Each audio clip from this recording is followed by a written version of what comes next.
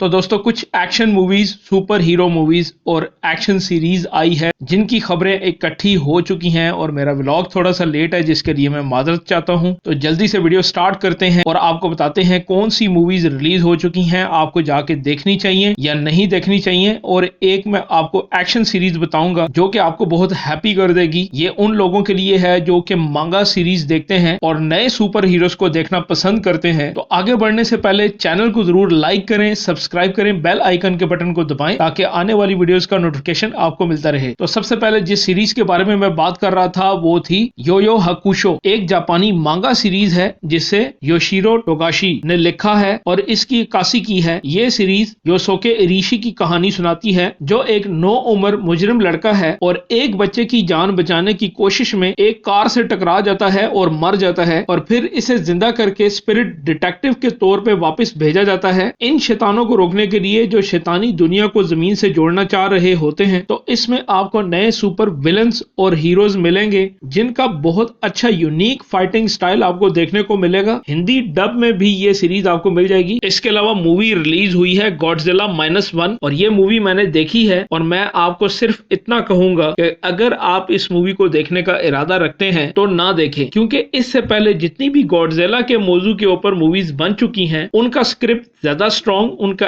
Action ज्यादा अच्छा और उनके वीएफएक्स ज्यादा अच्छे लगेंगे बनिस्बत इसके। तो पूरी मूवी के अंदर एक दो सीन ऐसे हैं जो कि आपको एंटरटेन करते हैं, जहां गॉडजिला अपने मुंह से एक रेस फायर करता है और पूरी सिटी को उड़ा देता है। तो आपको ऐसा फील होता है जैसे यहाँ पे कोई एटॉमिक बम किसी ने गिरा दिया है, ऐसी हालत हो जाती है। आगे बढ़ते हैं, एक्वामैन भी रिलीज हो चुकी है। मूवी मैंने देखी है, अच्छी मूवी बनाई है, लेकिन अगर आपने एक्वामैन 1 देखी है तो वो आपको ज्यादा अच्छी लगेगी। और एक्वामैन पिछली मूवी में अपने भाई को निकाल के खुद किंग बन जाता है, तो इस मूवी में अपने भाई को वापस लाता है क्योंकि ब्लैक मांटा एक नए शक्तिशाली वेपन के साथ वापस आया है अपने बाप का बदला लेने के लिए। तो मूवी का एक्शन अच्छा है लेकिन स्टोरी कुछ ज्यादा स्ट्रॉन्ग नहीं है, फिर भी सुपर हीरोज फैन के लिए ये एक अच्छी मूवी है। तो इसके बाद आगे बढ़ते हैं, रीबल मून, जैक स्नाइडर की रीबल मून भी रिलीज हो चुकी है और जैक स्नाइडर को तो आप जानते ही हैं, एक्शन और बेस्ट वीएफएक्स शायद ही इनसे ज्यादा आज कोई अच्छा बना सकता है। सुपर हीरो मूवीज के लिए ये पहचाने जाते हैं और रीबल मून मूवी भी आपको बड़ी पसंद आने वाली है और ये मूवी बड़ी स्क्रीन की मूवी है, आपको बिग स्क्रीन पे देखनी चाहिए। तो मूवी की स्टोरी